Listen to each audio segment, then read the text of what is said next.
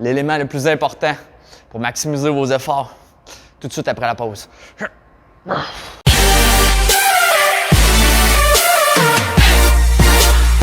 Donc, l'élément le plus important est que le système de surcompensation soit complété. La plupart des athlètes que je vois ont plein d'énergie, plein d'efforts, ils veulent en faire, sont dévoués, ils vont vouloir maximiser tout ça pour être le plus performant possible. De quelle manière que je peux faire ça?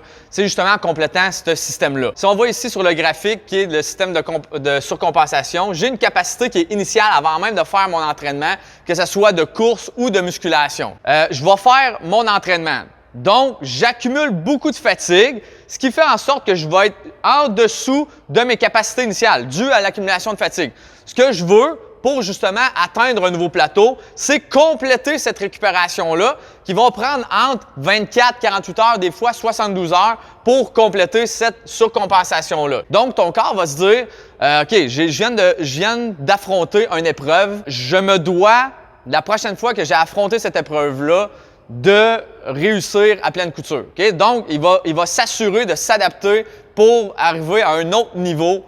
C'est ce qui fait votre évolution. Donc, je dois récupérer un maximum pour atteindre mon plein potentiel, qui est ma surcompensation. Donc, dans un scénario où est-ce que je ferais beaucoup trop d'entraînement, d'intensité, je me trouverais à avoir une accumulation de fatigue. Donc, si on regarde le tableau ici, tantôt, on a vu qu'on accumulait de la fatigue, mais je n'ai pas récupéré à ma pleine capacité. Donc, 12 heures, 24 heures plus tard, je refais un autre gros entraînement. Je n'avais pas encore complété, donc je retombe dans de la fatigue et je me trouve à m'en aller vers le bas, à diminuer mes performances. Au lieu de faire le contraire, ce qu'on veut, c'est améliorer les performances. Un autre scénario qu'on voudrait éviter, c'est la sous-stimulation. Donc, si on regarde encore une fois le tableau, on va voir qu'on a une pleine récupération, mais je me rentraîne seulement que, exemple, une semaine plus tard, ou je refais mon pectoral, exemple, 2 semaines plus tard. Donc, je reviens à une capacité qui est initiale. Donc, j'ai eu une amélioration et je suis revenu à une capacité initiale puisque je ne l'ai pas assez stimulé rapidement.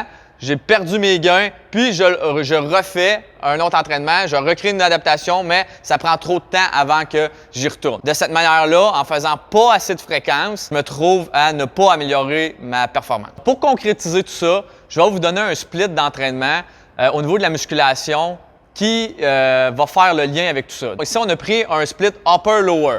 Ce qu'on a parlé tantôt dans à peu près un 48 heures, 72 heures entre les mêmes masses musculaires. Ici, entre notre upper, on a le lundi jusqu'au jeudi. Donc, ici, on a quand même un 72 heures. Même chose pour le lower et l'autre lower. Donc, on a en masse de temps pour effectuer une pleine récupération et compléter notre système de surcompensation. C'était l'exemple pour la musculation. Okay? On s'entend, il y a plein d'autres splits que vous pouvez utiliser. Aussi, je veux que vous preniez en considération que c'est la même chose pour votre speed work. Fait qu'on ne veut pas augmenter notre fatigue, mais bien augmenter notre performance. Assurez-vous de bien complémenter tout ça ensemble pour vous assurer que vos performances font ça sans accumuler une fatigue qui est excessive.